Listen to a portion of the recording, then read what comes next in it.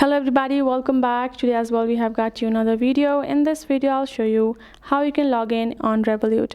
But before that, please do make sure to like our video, subscribe our channel, and yes, without any further delay, let's get started. So for that, what you're going to do is simply going to go ahead and open up your Revolut app and tap on the option of login. Now go to the number section and add in your number or the email address that you create your account with.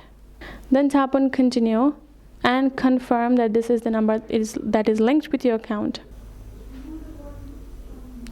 Once you do that, choose how you would like to get the code. I'm going to choose the phone via SMS because since that's the number we added.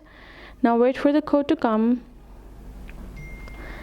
Now add in the code and let it process.